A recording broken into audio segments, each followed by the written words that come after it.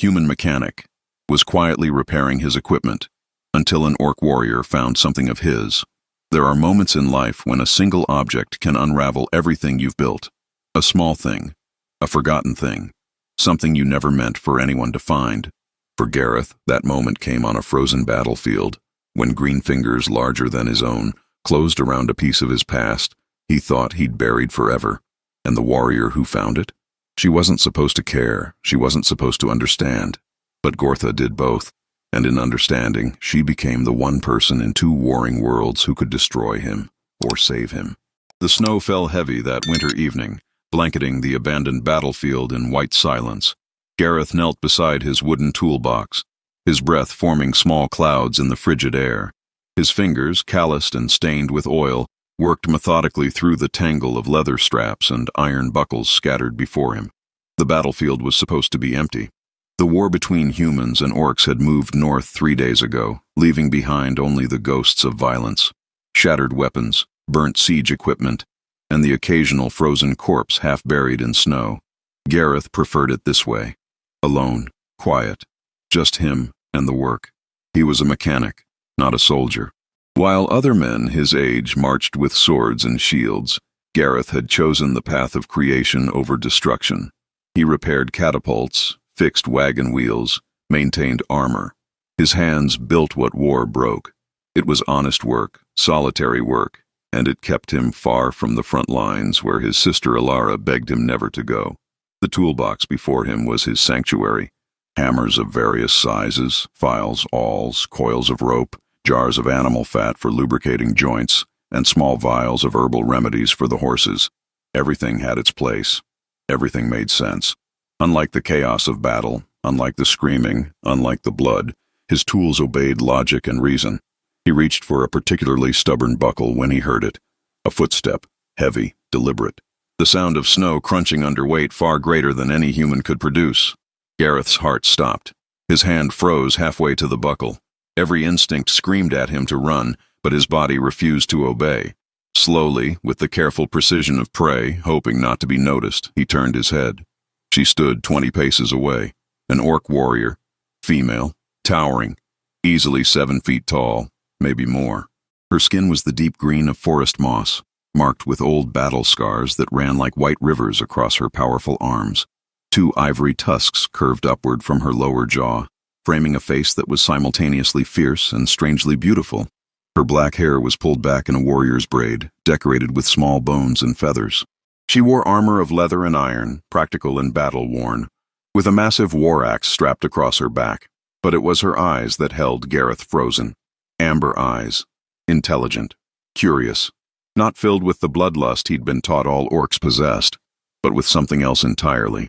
Something that looked almost like hesitation. For a long moment, neither of them moved. The snow continued to fall between them, soft and indifferent to the tension crackling in the air. Gareth's mind raced through his options. He had no weapon, nothing but tools meant for fixing, not fighting. Against an orc warrior, he wouldn't last 10 seconds. His only advantage was that she hadn't attacked yet. "I'm not a soldier," Gareth said finally, his voice barely above a whisper. "Just a mechanic. I'm just collecting my tools." The orc tilted her head slightly, studying him with those unsettling amber eyes. When she spoke, her voice was deep and rough, accented heavily but understandable. "You are far from your people, mechanic." "So are you," Gareth replied before he could stop himself. A flicker of something crossed her face. Amusement? Respect? It vanished too quickly to tell. She took a step forward, and Gareth flinched, despite himself. The movement made her pause, and for a brief second, he saw something that looked like regret in her expression. "I am Gortha," she said, "daughter of Thalgrim, chieftain of the Ironjaw clan. I am here because I tracked deserters from my father's warband. They fled this way after the last battle." "I haven't seen anyone," Gareth said quickly. "I've been alone since sunrise." Gortha nodded slowly, her gaze drifting to the toolbox at his feet.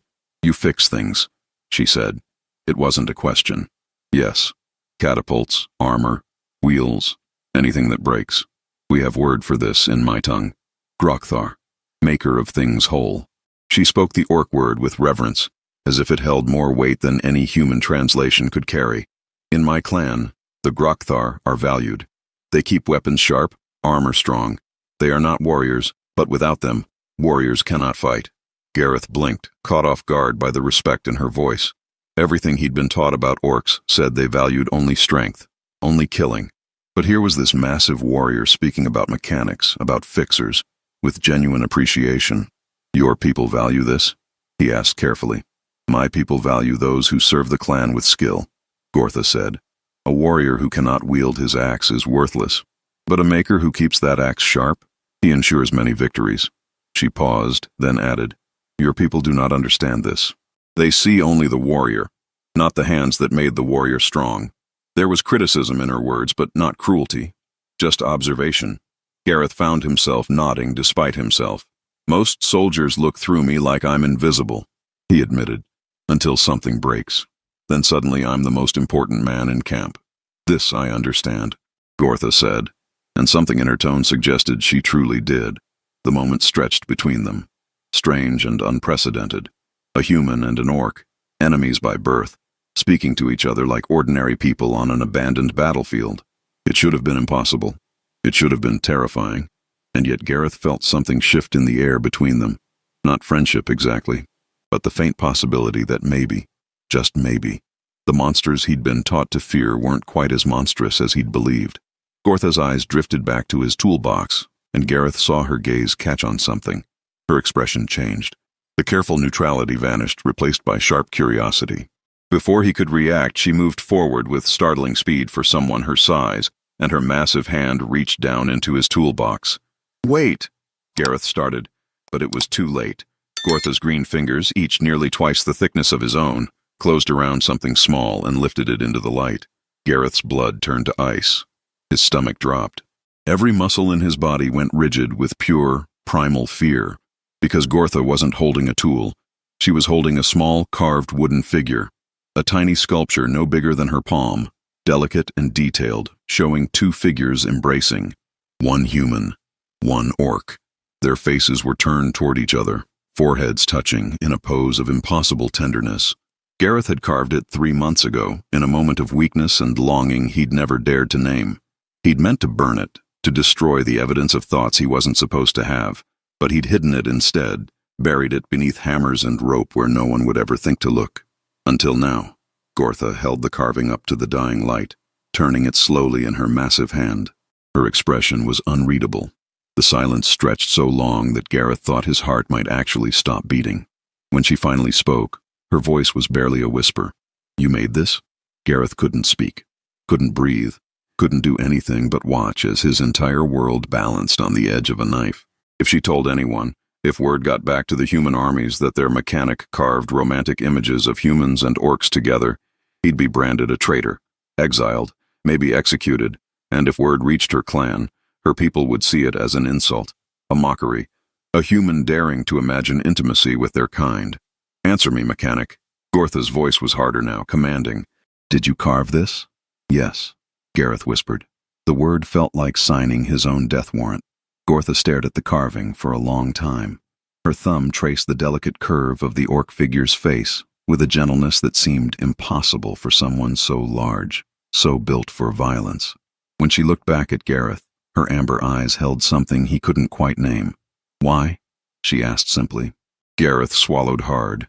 1,000 lies rushed through his mind. He could say it was just practice, just idle carving to pass the time, meaningless artistic nonsense. But something about the way Gortha looked at him, the weight of her gaze, made lying feel worse than the truth. Because I wonder, he said finally, his voice shaking. I wonder if all the hatred, all the war, all the killing, I wonder if it has to be that way. I wonder if things could be different.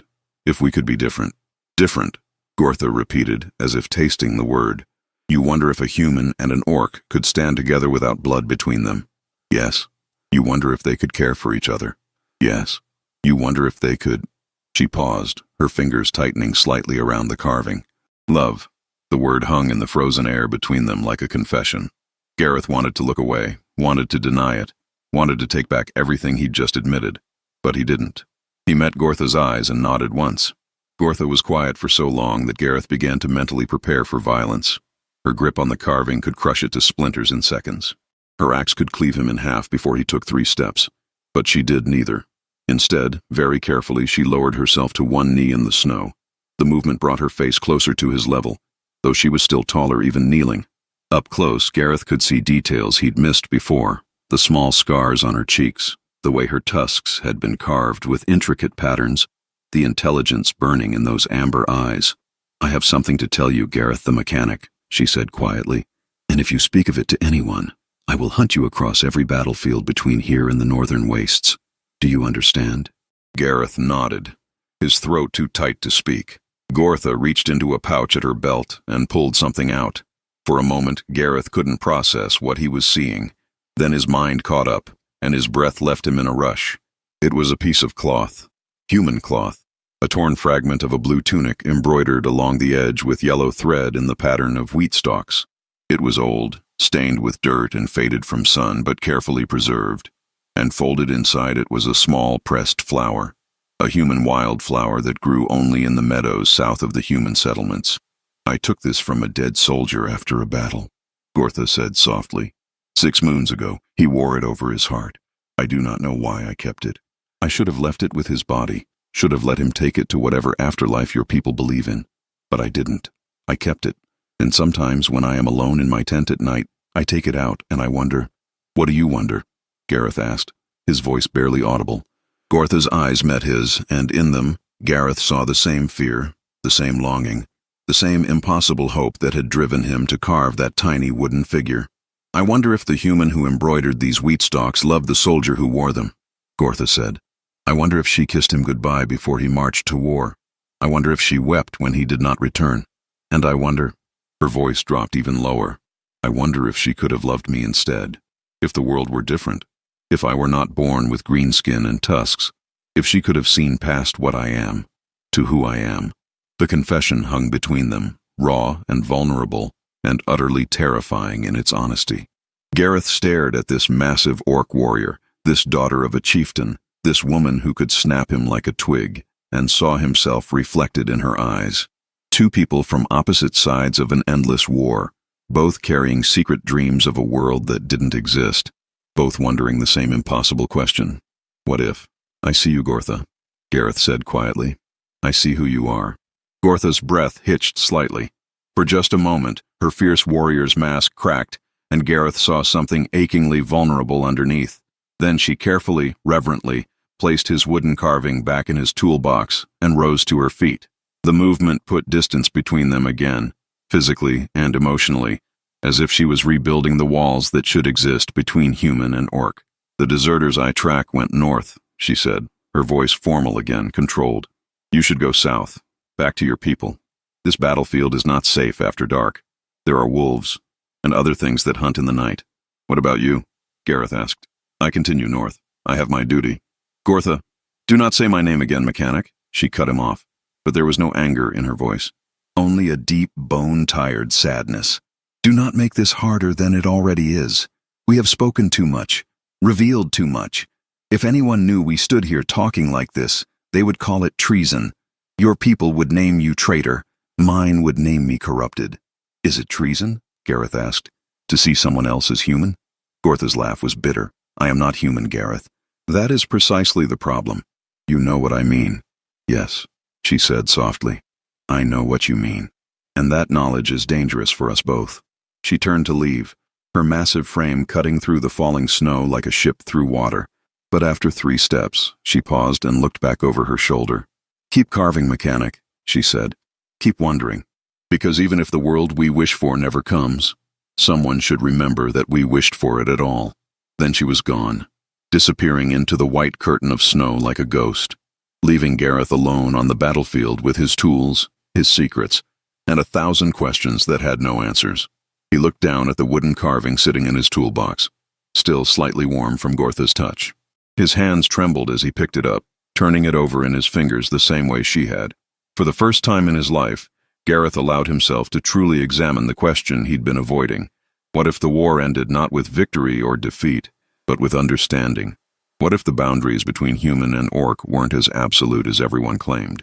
What if love, real love, could exist between two people who were supposed to be enemies? And most dangerously, what if he was already halfway to finding out?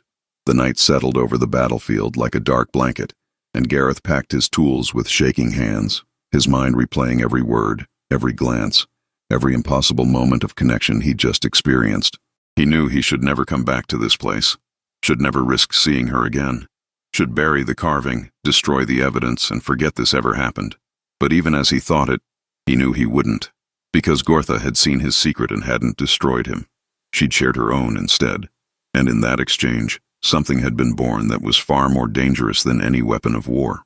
Hope. The weeks that followed were torment. Gareth returned to the human camp and tried to lose himself in work, but his mind wouldn't let him rest. Every night he dreamed of amber eyes and green skin. Every morning he woke with his heart racing, remembering the way Gortha had knelt in the snow to speak to him as an equal. The way her massive fingers had handled his tiny carving with such careful reverence. The way her voice had broken slightly when she'd spoken of the embroidered cloth and the woman who might have made it. He told no one, not his sister Alara, who wrote him letters from their village begging him to stay safe, not his fellow mechanics, who complained endlessly about the cold and the orc raids, not the soldiers who passed through his workshop with broken swords and damaged shields. He carried the secret like a stone in his chest, heavy and constant and impossible to forget. 3 weeks after the battlefield encounter, word came that the orc clans were gathering for a major assault on the human fortress at Greymont. Every able-bodied soldier was being called to defend it. The mechanics, too. They would need to work around the clock to maintain the siege equipment, repair the walls, keep the defenders supplied. Gareth's hands shook as he packed his tools. Greymont was north, the same direction Gortha had gone hunting deserters, the same territory held by her father's clan, the Ironjaw. The likelihood of seeing her again was slim, but not impossible, and that possibility filled Gareth with equal parts terror and desperate longing. The journey to Greymont took 4 days by wagon. The fortress was massive, built into the side of a mountain with walls 30 feet high and gates of reinforced iron. Inside, it was chaos. Soldiers ran drills in the courtyard. Blacksmiths worked their forges day and night. Commanders shouted orders from the battlements, and everywhere the smell of fear hung thick in the air because everyone knew. When the orcs came, the battle would be brutal. Gareth set up his workshop in a corner of the fortress near the armory. His job was simple. Keep the ballistas functional, repair damaged shields, maintain the gate's pulley systems. Honest work. Necessary work. Work that kept his hands busy and his mind distracted from thoughts he shouldn't be having. On the 3rd day at Greymont, a young soldier brought him a damaged piece of armor. Chainmail torn along the shoulder where an orc axe had cleaved through. The soldier was barely 18, his face still soft with youth, his hands trembling as he handed over the mail. "Can you fix it?" the boy asked. "I don't have another set. If the orcs attack tomorrow like everyone says, I'll need it." Gareth examined the damage. It was bad, but not beyond repair. "I can fix it. Come back at sunset." "Thank you." The soldier breathed, relief flooding his face. Then, hesitantly, "Is it true what they say? About the orcs? What do they say? That they're monsters, that they eat human flesh, that they feel no pain, no fear, no mercy." Gareth thought of Gortha, of the vulnerability in her amber eyes, of the pressed flower she carried, and the question she'd whispered in the snow. Could someone love me if the world were different? "They're warriors," Gareth said carefully. "Dangerous, yes, but monsters? I don't know about that." The young soldier frowned. "My brother died in an orc raid last summer. They showed him no mercy. And how much mercy do we show them?" Gareth asked quietly. "When we burn their villages? When we kill their young? War makes monsters of everyone, boy. Don't fool yourself into thinking we're innocent just because our skin isn't green." The soldier stared at him for a long moment, then left without another word. Gareth returned to his work, but his hands moved mechanically, his mind elsewhere. He knew he was treading dangerous ground, questioning the war, sympathizing with the enemy. These were thoughts that could get him killed if spoken too loudly. But Gortha had changed something in him, had opened a door he couldn't close again. That night, unable to sleep, Gareth climbed to the fortress battlements and stared out at the dark forest beyond the walls. Somewhere out there, in those trees, the orc clans were gathering, and somewhere among them, Gortha prepared for battle. Did she think of him? Did she remember their conversation? Did she wonder as he did what might happen if they met again? The moon was high and bright when Gareth heard footsteps behind him. He turned to find an older soldier, gray-haired and scarred, leaning against the battlement beside him. "Couldn't sleep either?" the old soldier asked. "Too much on my mind," Gareth admitted. "That's the way of it before battle. The young ones think they're fearless, but us old-timers know better. Fear is what keeps you alive. Gareth nodded, saying nothing. You're the mechanic, aren't you? The soldier continued. Fixed my son's armor today. He told me you said something odd, about the orcs not being monsters. Gareth tensed. I said war makes monsters of everyone. Dangerous words, those. Some men would call you a sympathizer for saying them. And what would you call me? The old soldier was quiet for a moment, his eyes distant. I'd call you someone who's seen too much to believe in simple answers anymore. I've fought orcs for 20 years, boy. Killed more of them than I can count. And you know what I've learned? He turned to look at Gareth directly. They die the same as us. They bleed the same. They scream for their loved ones when they're wounded. And when you look in their eyes in that final moment before death, you see the same fear, the same pain, the same desperate wish to live that you'd see in any human soldier's eyes. Then why do we keep fighting? Gareth asked. Because neither side knows how to stop. Because the hate has gone on so long that forgiveness seems impossible. Because admitting that the enemy is human as people means admitting that everything we've done to them is unforgivable. The old soldier sighed heavily. War doesn't need monsters to be monstrous, boy. It just needs ordinary people willing to do monstrous things. They stood in silence after that, two men who'd both glimpsed the terrible truth that no one wanted to acknowledge. Eventually, the old soldier patted Gareth's shoulder and left, leaving him alone on the battlements with his thoughts. The attack came at dawn. The orcs emerged from the forest like a green tide, hundreds of them, their war cries shaking the very stones of Greymont Fortress. They came with siege towers, battering rams, ladders. The human defenders responded with arrows, boiling oil, ballista bolts. The battle was immediate, brutal, and utterly chaotic. Gareth worked frantically in his workshop, repairing broken weapons as soldiers brought them back from the walls, keeping the ballistas loaded and functional, doing everything he could to support the defense. The sounds of battle were deafening, steel on steel, screaming, drums, the horrible wet sound of bodies hitting stone from great heights. Hours blurred together.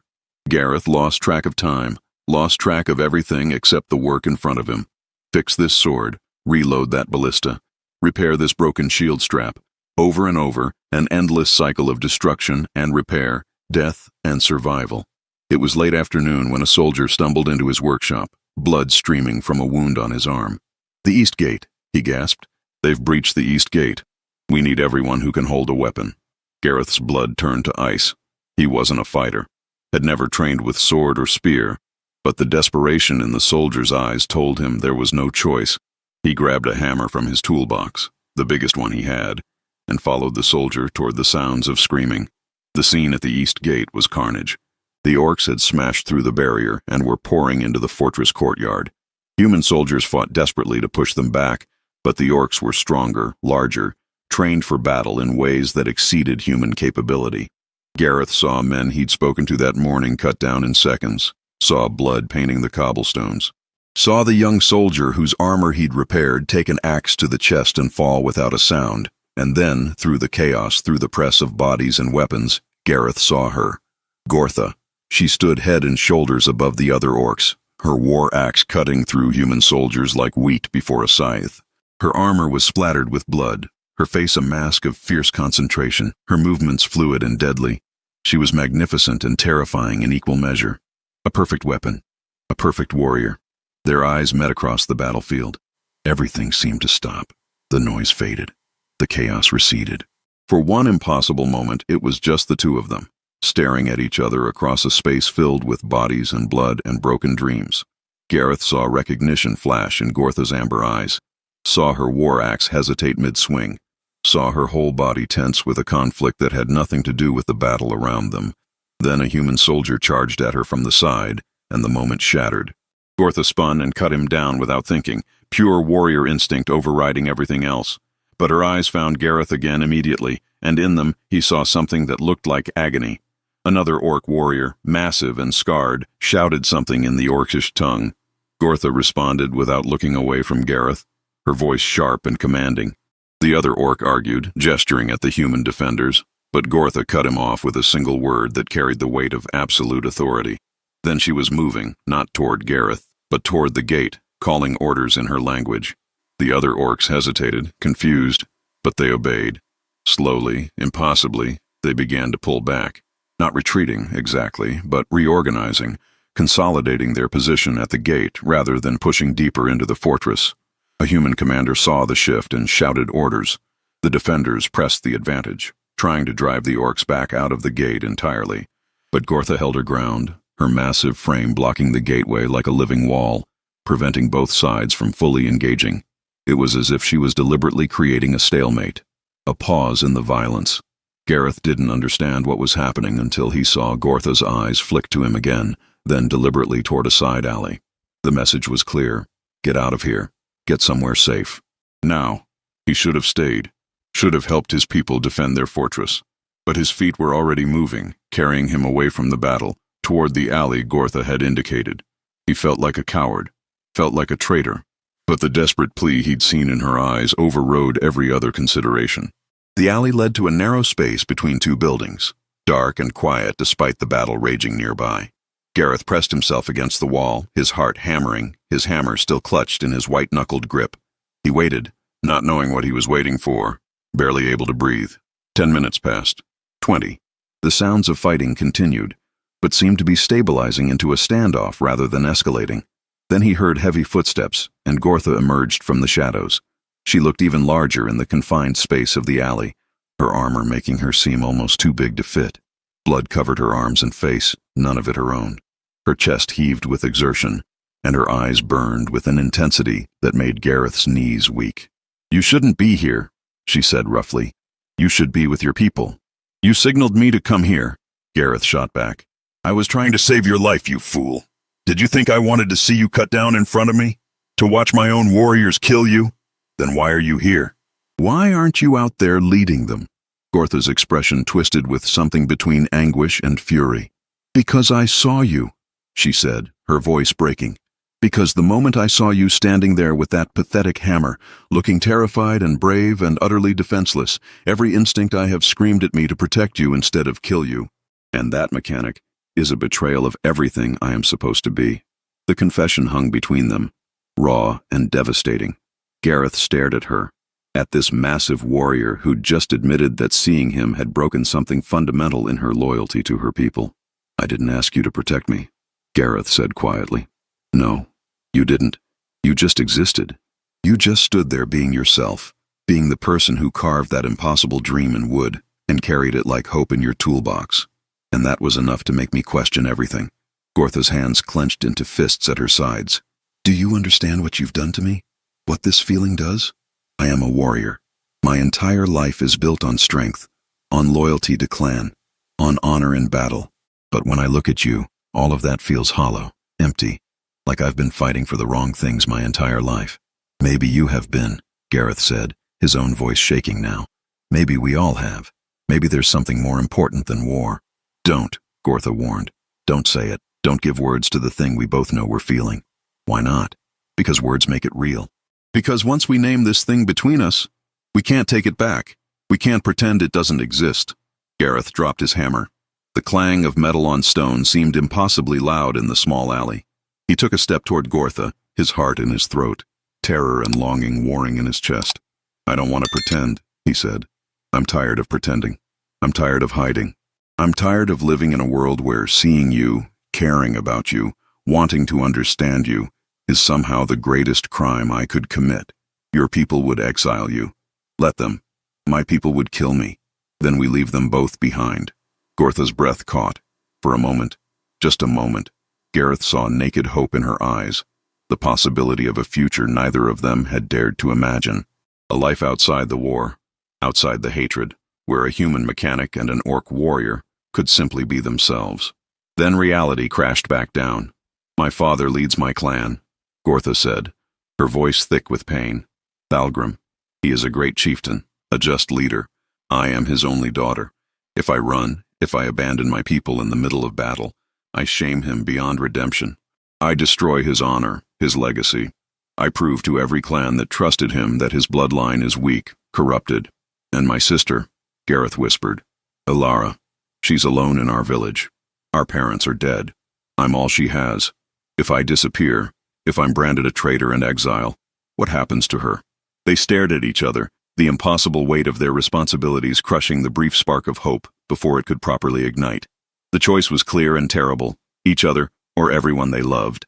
Their hearts or their honor? The sounds of battle shifted. A horn blew, deep and resonant.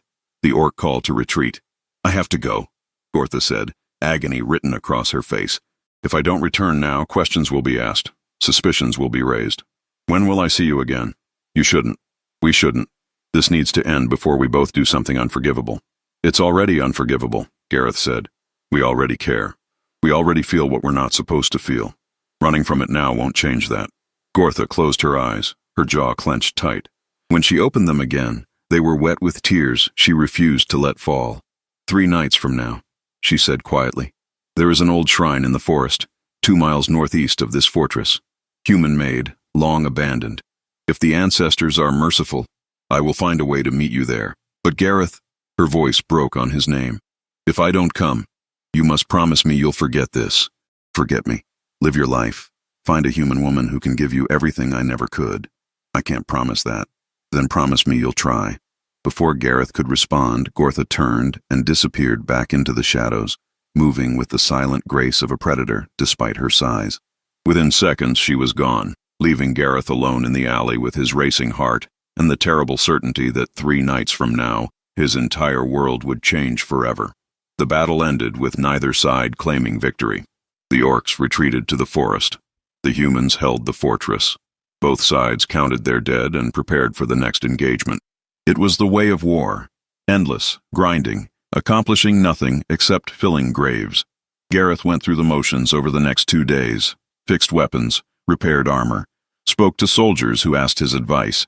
But his mind was elsewhere, counting down hours until the meeting at the shrine. He knew he was being reckless, knew that leaving the fortress at night to meet an orc warrior was the height of foolishness, but the pull was too strong. The need to see her, to be near her, overrode every logical objection his mind could produce. On the 3rd night, he waited until the camp was quiet, then slipped out through a small maintenance door in the fortress wall that only the mechanics knew about. The forest was dark and cold, the path treacherous, but he moved with purpose. 2 miles northeast, an old shrine. She'd be there. She had to be there. He found the shrine after an hour of walking, a small stone structure, crumbling with age, dedicated to some forgotten human god. Vines covered the walls. The altar inside was thick with dust, but it was dry and sheltered, and when Gareth entered, his breath fogging in the cold air, he saw that someone had already arrived. Gortha sat on the floor near the altar, her war axe leaning against the wall. She'd removed her armor, wearing only simple leather tunic and pants. Without the battle gear, she looked different, not less powerful, but more accessible, more like a person and less like a weapon. She looked up when he entered, and the relief that flooded her face was so profound it made Gareth's chest ache. "You came," she said. "Did you think I wouldn't?" "I hoped, but I didn't let myself believe." Gareth moved closer, settling on the floor across from her. The space between them felt charged, electric, full of things they'd both been too afraid to say. Up close, in the dim moonlight filtering through the shrine's broken roof, Gareth could see details he'd never noticed before. The small tattoos on Gortha's arms, tribal markings in black ink. The way her tusks had been carved with patterns that must have taken hours of painstaking work. The silver rings in her ears, each one representing something significant in her culture. "Tell me about those," Gareth said, gesturing to the tattoos. Gortha looked down at her arms, surprised. "These? They're clan markings. Each one represents a stage of my life. This one," she touched a spiral on her right forearm, "I received when I completed my first hunt. I was 12. I tracked a winter elk for 3 days through snow. And this one?" Gareth pointed to a set of crossed axes on her shoulder. "First kill in battle. 16 years old. A human soldier." Her voice was flat, factual. "He was young, maybe your age. I remember his eyes when he saw me coming. Pure terror. I've never forgotten it. Do you regret it?" "I regret that it was necessary, but I don't regret surviving." That's the difference between warriors and murderers, Gareth. Warriors kill because they must. Murderers kill because they want to. Gareth absorbed this, thinking of all the human soldiers he'd seen who took pleasure in orc deaths, who boasted about their kills like trophies. "Not all warriors respect that line," he said quietly. "No," Gortha agreed. "Not all." Silence settled between them, not uncomfortable, but heavy with unspoken things. Finally, Gareth asked the question that had been burning in his mind since the battlefield. What happens now? Between us? Gortha's expression was pained. I don't know. Nothing about this makes sense. You're human. I'm orc. Our people are at war. Any relationship between us is impossible by every definition that exists. And yet here we are. And yet here we are, she echoed, sitting in an abandoned shrine, talking like old friends, feeling things that could get us both killed. She looked at him directly, her amber eyes intense. I should hate you, Gareth. Every lesson I've ever learned says you are the enemy. Your people have killed my cousins, my uncles, my friends. I've seen human soldiers burn orc children alive. I've watched your armies salt our fields and poison our wells. By every right, I should want you dead. But you don't, Gareth said softly. But I don't. Gortha's voice broke slightly. Instead, I think about you constantly. I wonder what you're doing. If you're safe, if you think of me the way I think of you, I imagine what it would be like to hold your hand, even though my fingers are twice the size of yours. I imagine hearing you laugh, really laugh at something I said. I imagine... She trailed off, looking away. What? Gareth pressed. What do you imagine? I imagine a life, Gortha whispered. A life where none of the rest of it matters. Where we could be together without shame, without hiding, without fear. I imagine waking up next to you, working beside you, growing old with you. And the terrible thing, Gareth, the absolutely devastating thing, is that I can see it so clearly. Every detail, every moment. As if somewhere, in some other world, that life actually exists. And we're living it. And we're happy. Tears were streaming down Gareth's face now, hot against his cold cheeks. I see it too, he said. I see us in a small house, maybe near a forest. You're teaching me about orc metalwork, showing me techniques your people have perfected. I'm teaching you about crop rotation, about human agriculture. We're learning from each other. We're building something new. Something that belongs to neither of your worlds, but both of them simultaneously. Gortha reached out, and her massive hand engulfed Gareth's completely. The size difference was startling, comical almost, but also strangely right. Her palm was rough with calluses, warm despite the cold night air. She held his hand like it was made of glass, terrified of breaking it with her strength. This is dangerous, she said. I know. If we continue down this path, there's no going back. I know. We could lose everything. Our families, our homes, maybe even our lives. I know. Gortha's thumb traced small circles on the back of Gareth's hand, the gesture achingly tender. And knowing all of that, you still want this? You still want me? Gareth met her eyes, saw the vulnerability there, the fear of rejection that mirrored his own. I've never wanted anything more in my entire life, he said. The distance between them evaporated. Gareth didn't remember moving, and neither did Gortha. But suddenly they were close enough to breathe each other's air. Gortha's free hand came up to cup Gareth's face, and her palm covered nearly his entire cheek and jaw. She was so gentle, so careful, treating him like something precious instead of something fragile. I've never done this before, she admitted quietly. Never felt this. Never wanted someone the way I want you. Neither have I, Gareth said. We're making this up as we go. Maybe that's how it's supposed to be. Gortha smiled then, a real smile that transformed her entire face. Without the warrior's mask, she was beautiful in a way Gareth had never associated with beauty before. Strong and fierce and utterly captivating. Their foreheads touched, just like the carved figures in Gareth's toolbox. The gesture felt sacred, ancient, as if they were recreating something that had been done countless times before in countless forbidden moments throughout history. They stayed like that for a long time, just breathing together, existing together, silently promising things they couldn't say aloud. When they finally pulled apart, the sky outside was beginning to lighten with the approaching dawn. I have to go back, Gortha said reluctantly, before I'm missed. When can I see you again? I don't know. The battle isn't over. My father's planning another assault within the week. Gareth's stomach clenched. Will you be there? In the assault? I'm his daughter, his finest warrior. Of course I'll be there. Then I'll be there too. On the other side, fighting to keep you out. The reality of it settled over them like a shroud.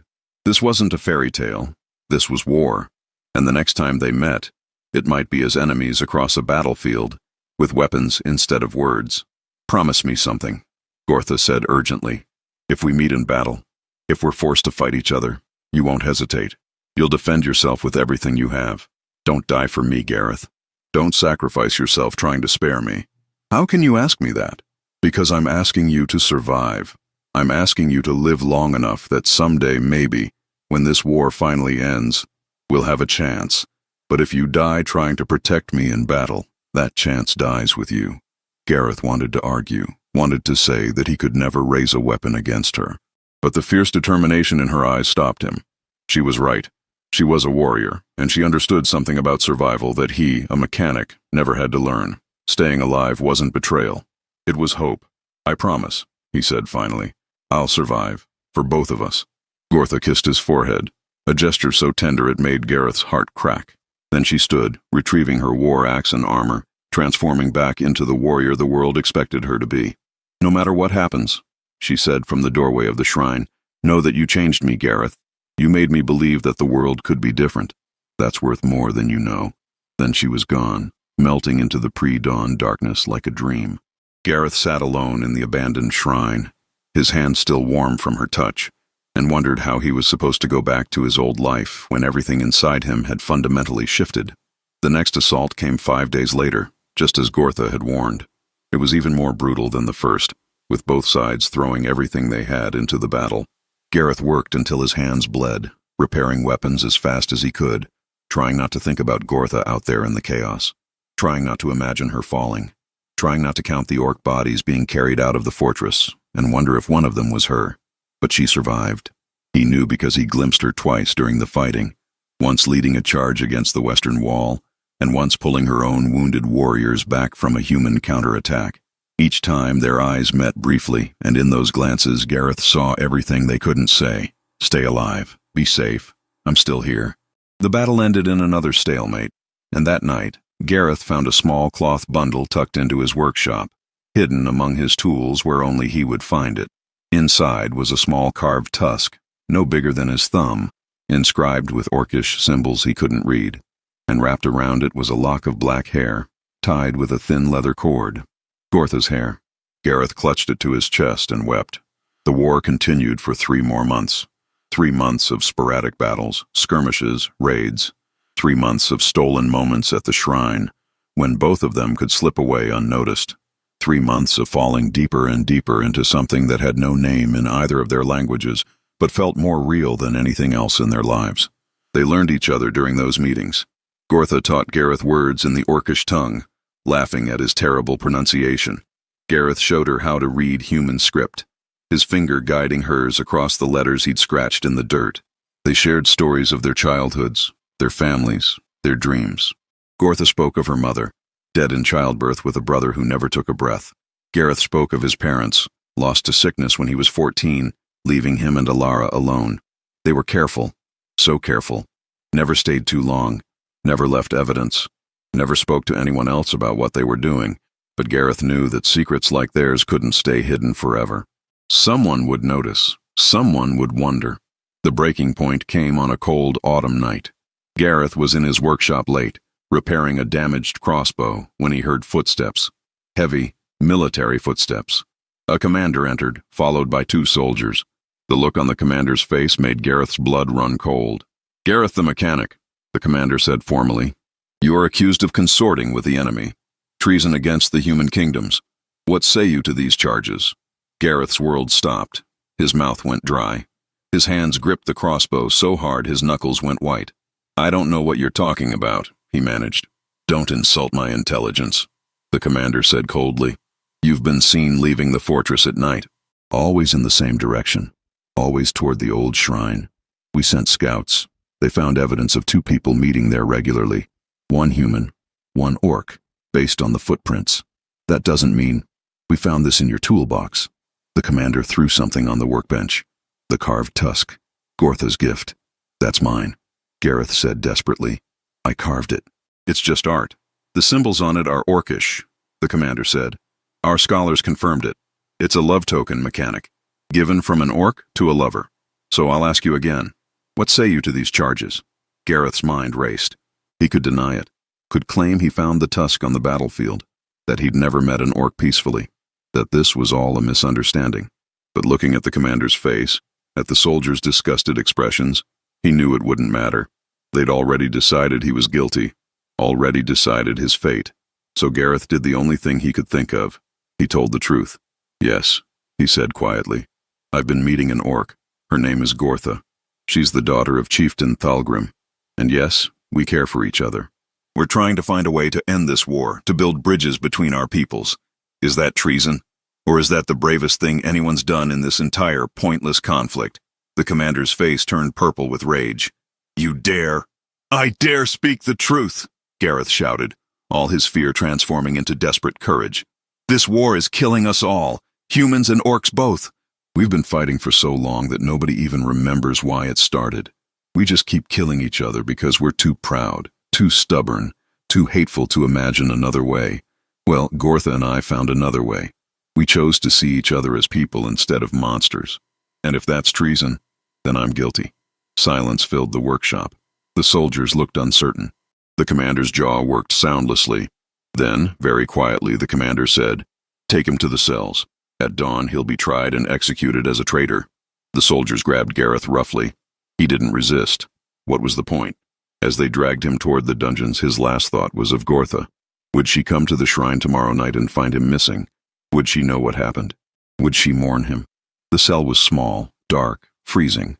They left him there without food or water, just him and the rats and his racing thoughts. Hours passed. Gareth lost track of time in the darkness.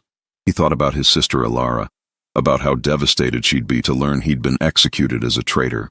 He thought about all the weapons he'd fixed, all the soldiers he'd helped, all the years of loyal service that meant nothing now because he'd committed the unforgivable sin of loving someone from the wrong side. He thought about Gortha. Around what must have been midnight, Gareth heard something, a sound from outside the fortress walls, distant at first, then growing louder. Drums, Orcish war drums, and voices chanting in a language Gareth had learned to recognize if not fully understand. Then, impossibly, an explosion. The entire fortress shook. Stone dust rained from the ceiling of his cell. Screams erupted from somewhere above. The sound of battle, real battle, not a raid but a full assault, filled the night air. Footsteps ran past his cell, soldiers shouting. Orders being called. Chaos. Then his cell door exploded inward, torn from its hinges by strength that couldn't be human. And there, silhouetted in the doorway with her war axe in hand and fury burning in her amber eyes, stood Gortha. "Are you hurt?" she demanded, her eyes scanning him frantically. "Gortha, what? How did you—" "I have spies in the human camp," she said, already working on his chains with brutal efficiency. "They told me you were arrested, told me you'd be executed at dawn. Did you think I would let that happen? You attacked the fortress. You brought your entire clan." "I brought 3 clans," Gortha corrected, "including my father's. I told them we were launching a surprise assault. They don't know the real reason." The chains broke. She grabbed Gareth's arm, her grip firm but careful. "Can you run?" "Gortha, this is madness. You can't." "I can and I did. Now run." They ran, through corridors filled with fighting, past human soldiers too busy defending the walls to notice one mechanic being pulled along by an orc warrior, through a breach in the eastern wall where orc siege equipment had smashed through, and finally into the forest beyond, where 3 horses waited, held by an orc Gareth recognized from the battlefield. "This is Mokra," Gortha said quickly. "My cousin. She's the only one who knows the truth. She'll help us." Mokra, a female orc even larger than Gortha, looked Gareth up and down with obvious skepticism. "This is what you're betraying the clan for? This tiny human? This tiny human is worth more than all the honor in all the clans combined." Gortha shot back. "Now give us the horses before my father realizes I'm gone." They rode hard into the night, leaving the sounds of battle behind them. Gareth clung to Gortha's back as she controlled the horse with expert precision, and gradually, the truth of what had just happened sank in. Gortha had attacked her own clan's assault plan, had used her father's military campaign as cover to rescue Gareth, had committed the ultimate betrayal of her people. For him, they rode for hours until the forest gave way to rocky hills, and the hills gave way to mountains Gareth had never seen before. Finally, when the horses were exhausted and the sun was beginning to rise, Gortha called a halt near a small cave hidden behind a waterfall. "We'll rest here," she said, dismounting. "Mokra, take the horses back.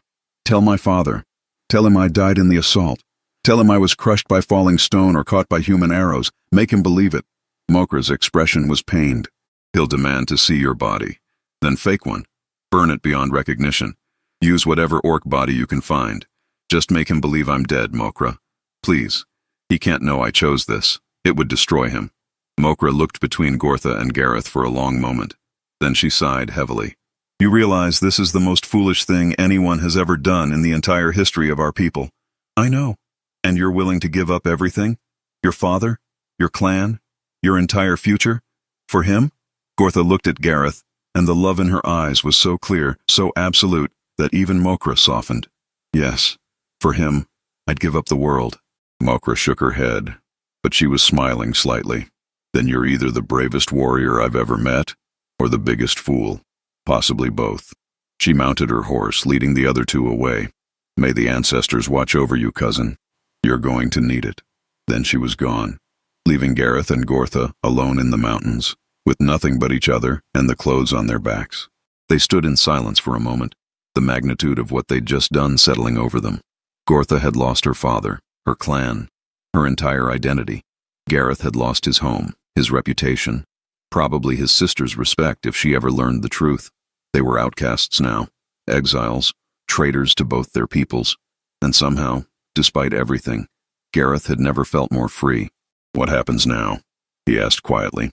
Gortha looked out at the sunrise painting the mountains gold and red.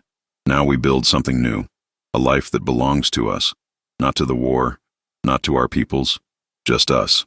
They'll hunt us, probably. We'll never be able to go home. I know. We'll be alone. We'll have each other. Gareth moved to stand beside her, and her arm wrapped around his shoulders, pulling him close. The size difference that had once seemed so strange now felt perfect, like two pieces of a puzzle that shouldn't fit, but somehow did. I love you, Gareth said. The words felt inadequate, too small to contain everything he felt, but they were all he had. Gortha's breath hitched. She turned to look down at him, her amber eyes swimming with tears. In my language, she said softly, we say Dranosh. It means, heart of my heart. It's what we say to someone we would die for, someone we would live for, someone who makes us whole. Dranosh, Gareth repeated carefully. Gortha smiled through her tears. Dranosh, she agreed. They stood together watching the sunrise, two impossible people who'd found each other across a battlefield and chosen love over hate, hope over despair, together over everything else. The world would call them traitors. Their peoples would hunt them. History would forget them. But in that moment, none of it mattered, because they had each other. And sometimes, just sometimes, that was enough. The weeks that followed were hard, harder than either of them anticipated. They moved constantly, never staying in one place long, always watching for scouts from either side. They lived off what they could hunt and gather, supplementing with occasional trades in remote villages where people were too desperate for goods to ask questions about a human and an orc traveling together. Gareth taught Gortha to fish. Gortha taught Gareth to track. They learned each other's skills, blending human knowledge with orc tradition, creating something unique that belonged to neither culture, but both. In the evenings, they would sit by their small campfire and talk for hours. Gortha told stories of the great orc heroes, of battles fought before Gareth's grandparents were born.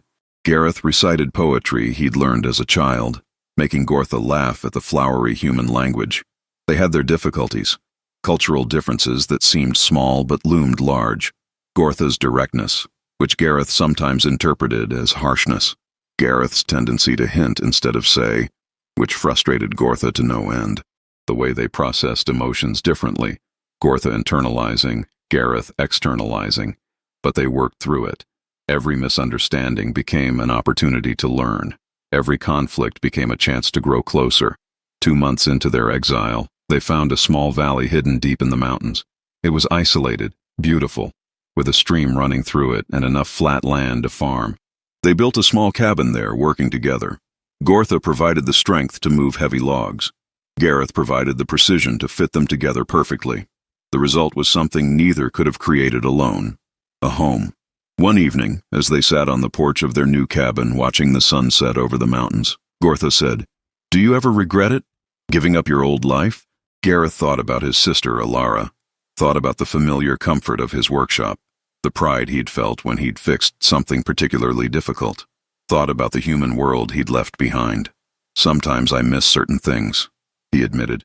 "I miss Alara. I miss the smell of the forge. I miss knowing my place in the world. But But I wouldn't change what we did. This. He gestured at the cabin, at her, at everything they'd built. This is worth more than all of that. You're worth more than all of that. Gortha pulled him close, and they sat together in comfortable silence. After a while, she said, Mokra visited me in my dreams last night. The ancestors sometimes allow such communication when the need is great. Gareth sat up, startled. What did she say? My father believes I'm dead. He held a proper funeral, burned my war axe, mourned as any chieftain would mourn his only child. Mokra says he's different now, quieter, less interested in the war. She thinks losing me changed something in him. I'm sorry, Gareth said quietly. Don't be. It's better this way. Better he mourns me dead than knows I betrayed him. But there was pain in her voice, deep and raw. Mokra also said the war is ending. Both sides are exhausted. They're talking about a treaty, about peace. Gareth's heart leaped. Peace? Real peace? It seems so. Without my father's passion for battle, the Orc clans lost their strongest leader, and the humans lost too many soldiers, too much gold, for too little gain. They're both ready to stop. That's good news, isn't it? It is. Gortha looked at him. It means maybe someday we could go back, not to our old lives, but to our peoples.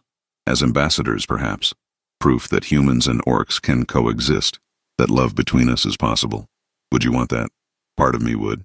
Part of me wants my father to know I'm alive, that I'm happy, that the choice I made led to something beautiful. But another part, she trailed off, wants to stay hidden. Gareth finished. Stay safe, just the two of us. Yes. They sat with the question, neither pushing for an answer. They had time. For the first time in either of their lives, they had time. That winter, their first in the valley, was hard. The snow fell heavy and the cold bit deep. But they had each other, and they had shelter, and they had hope. Gareth spent his days carving, not just the tiny figures anymore, but larger works, tables, chairs, beautiful things that made their cabin feel like a home. Gortha hunted, bringing back game that kept them fed through the lean months. And at night, they would lie together beside the fire, and Gortha would trace the lines of Gareth's face with her massive fingers, memorizing every detail, and Gareth would press his small hand against her chest, feeling the strong, steady beat of her heart, and marvel that he was allowed to be this close to something so fierce, so powerful, so impossibly beautiful. Spring came, and with it, an unexpected visitor. Gareth was working in the garden they'd started when he heard Gortha call out in her language. He looked up to see her standing at the edge of the clearing, and approaching her was Mokra, leading a single horse. Fear shot through Gareth. Had someone discovered them? Were they being hunted? But Mokra dismounted peacefully, and the way she and Gortha embraced suggested this was no hostile visit. Gareth approached cautiously, and Mokra gave him a nod that might have been respect. Dranosh? She greeted him in Orcish, using Gortha's term of endearment deliberately. You still live? Impressive. Mokra brings news, Gortha said, switching to the common tongue for Gareth's benefit. Tell him. Mokra settled on a log, accepting the water Gortha offered. The war is officially over, she said. The peace treaty was signed 3 weeks ago. Both sides agreed to honor it. Gareth's legs went weak with relief. It's really over? The fighting is, the hatred. That'll take longer to heal. Mokra looked between them. But there's something else. The treaty included provisions for reconciliation, cultural exchanges, humans teaching orcs farming techniques, orcs teaching humans metalwork. The idea is to build understanding. That's wonderful, Gareth said. It is, and it's partly because of you two. They stared at her. What do you mean? Gortha asked. Your father, Gortha. After your death, he became obsessed with understanding humans, trying to figure out what had made his daughter value a human enough to die protecting him. Because that's the story I told, that you died defending a human mechanic from your own warriors who wanted to kill him for helping the wounded. Gortha's eyes went wide. You told him, not the whole truth, but enough that he saw you as a hero, not a traitor. And that heroism, that willingness to see humans as worth protecting, it changed him. He pushed for the peace treaty. He argued for the cultural exchanges. In a way, you dying for your human love made it possible for real peace to happen. The weight of it settled over Gareth and Gortha. They'd thought their sacrifice was personal, private, but it had rippled outward, touching the very course of history. There's more, Mokra continued. The treaty includes provisions for mixed communities, places where humans and orcs can live together, Work together. They're looking for volunteers to help establish these communities. People who can bridge the gap. Gortha looked at Gareth. Are you thinking what I'm thinking? That we could help, Gareth said slowly. That we could use what we've learned here, living together, to teach others. You'd have to reveal yourselves, Mokra warned. Reveal that you're both alive, that you've been living together. It would be complicated. Complicated how? Gareth asked.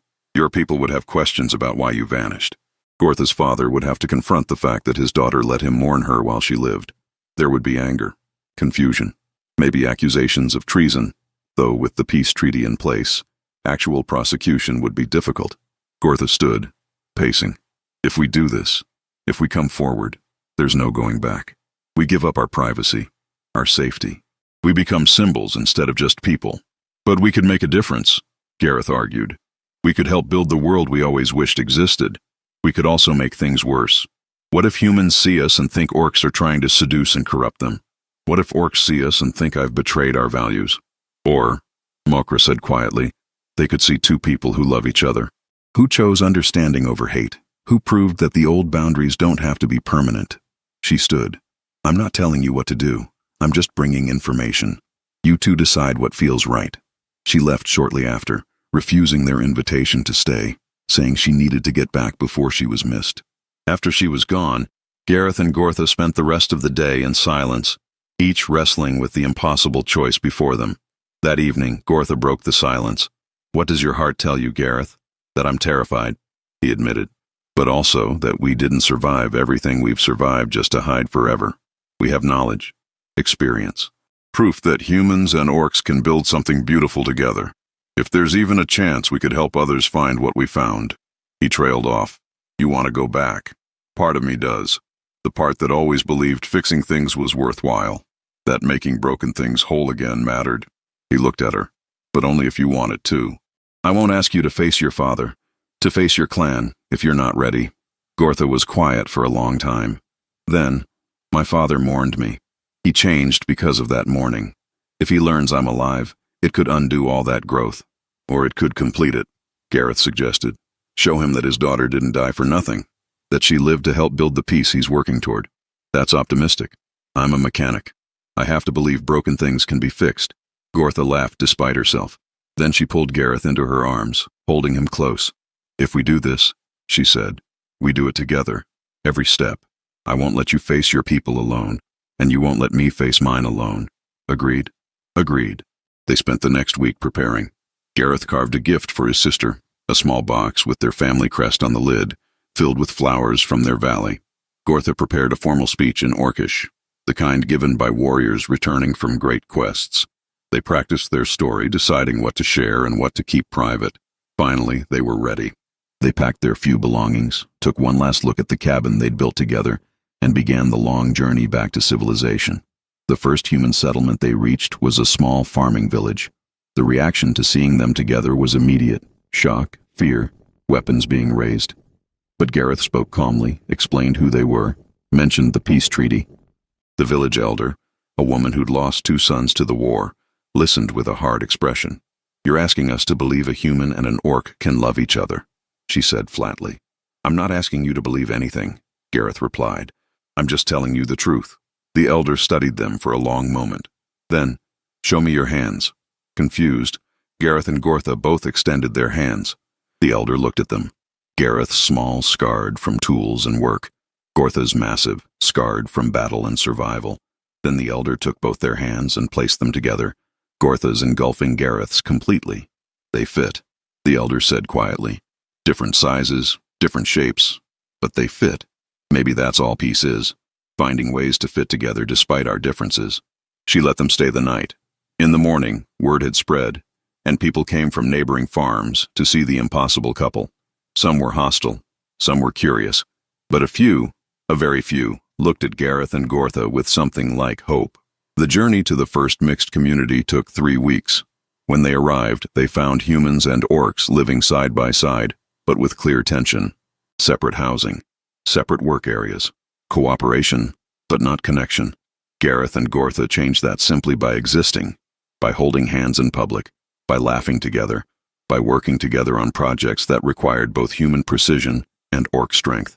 Slowly, very slowly, others began to follow their example. A human woman asked an orc to teach her child to carve. An orc man asked a human to explain crop rotation. It was small, it was slow, but it was real. 6 months into their public life, Gortha received word that her father wanted to meet her. The message came through Mokra, who looked worried. "He knows you're alive," she said. "He knows you've been living with a human. I can't read him, Gortha. He might embrace you. He might challenge you to combat for the dishonor. I honestly don't know." Gortha's jaw set with determination. "Then I'll find out." The meeting was arranged in neutral territory, a clearing between the orc lands and the human settlements. Thalgrim came alone, as agreed.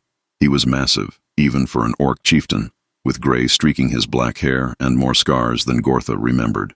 He looked older, tired. When he saw Gortha approaching with Gareth beside her, his expression was unreadable.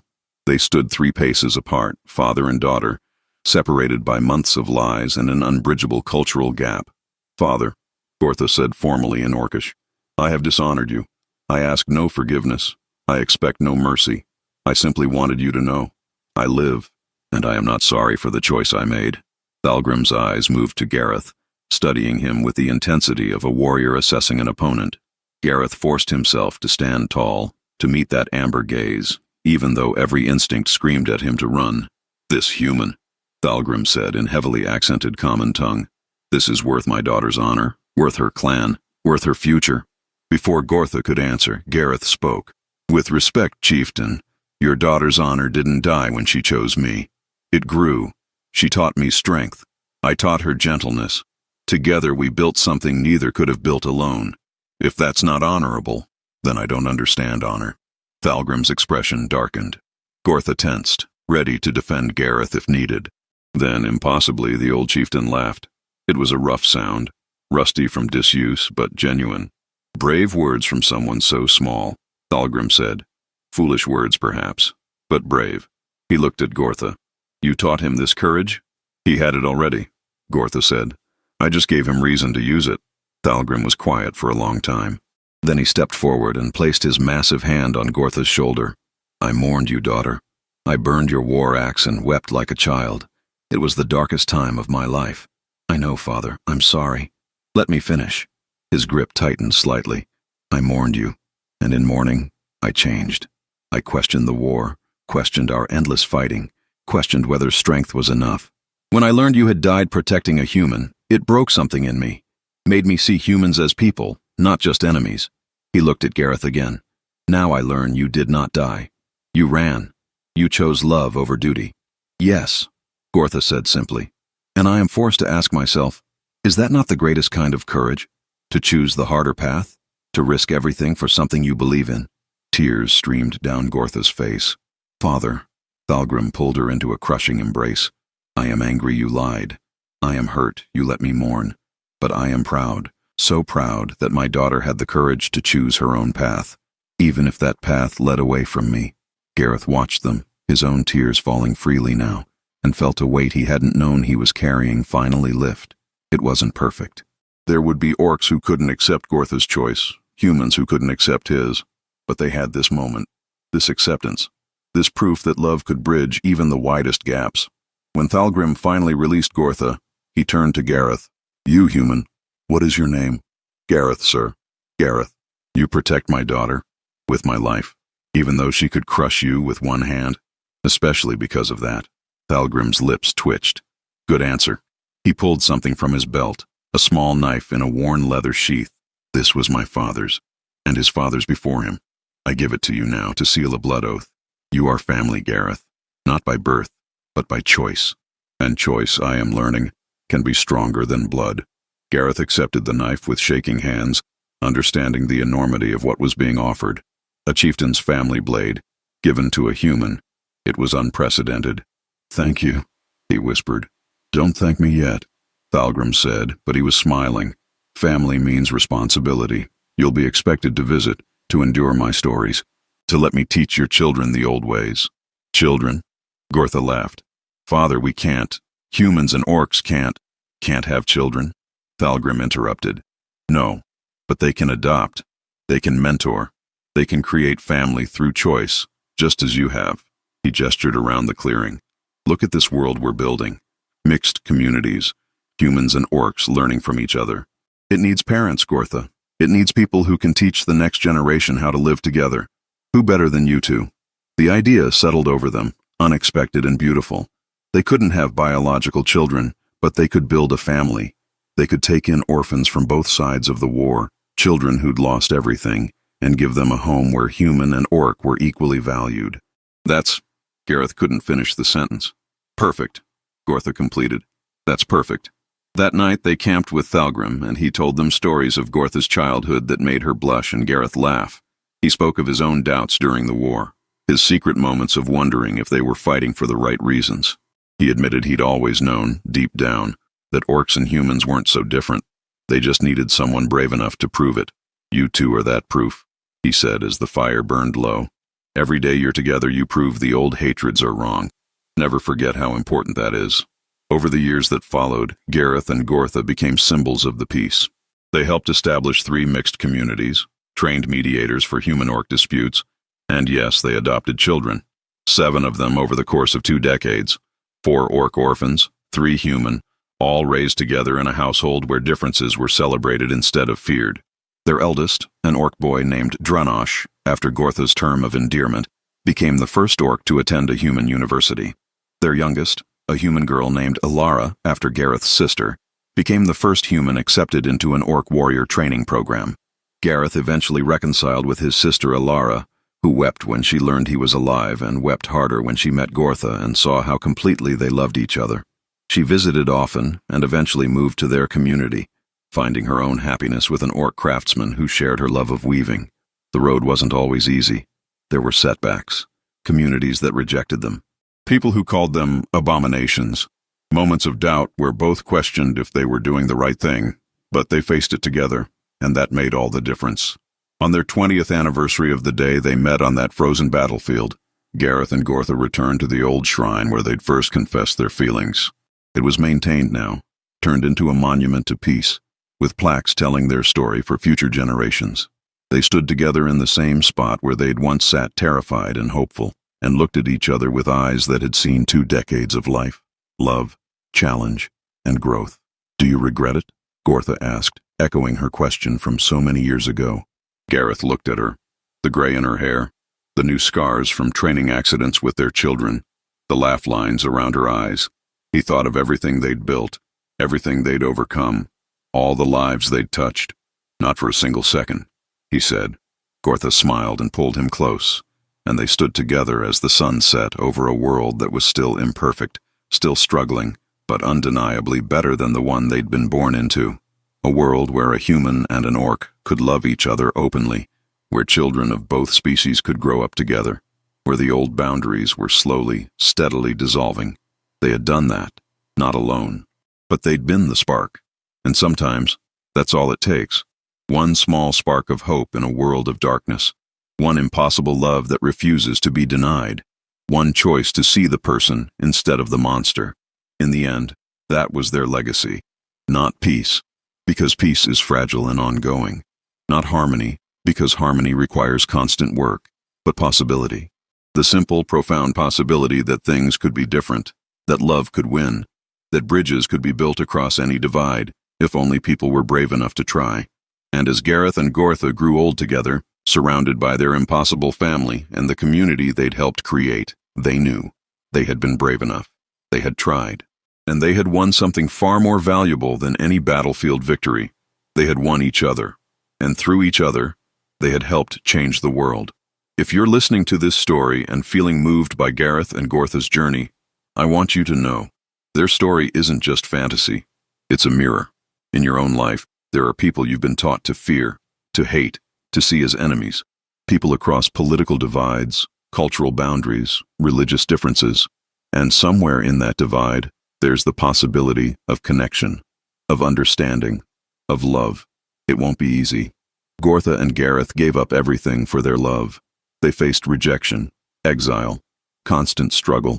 But they also found something most people spend their entire lives searching for. A connection so deep, so true, that it made every sacrifice worthwhile. So I challenge you. Look at the person you've been taught to see as other. Ask yourself if maybe, Just maybe, the boundaries between you aren't as absolute as you've been told. Ask yourself if there's a bridge waiting to be built. Because real change doesn't start with governments or laws or treaties. It starts with two people choosing to see each other as human.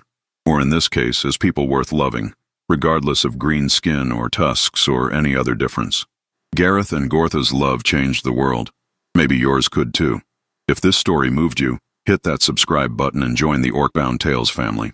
Share this with someone who needs to hear it, and drop a comment telling me, have you ever had to choose between love and duty?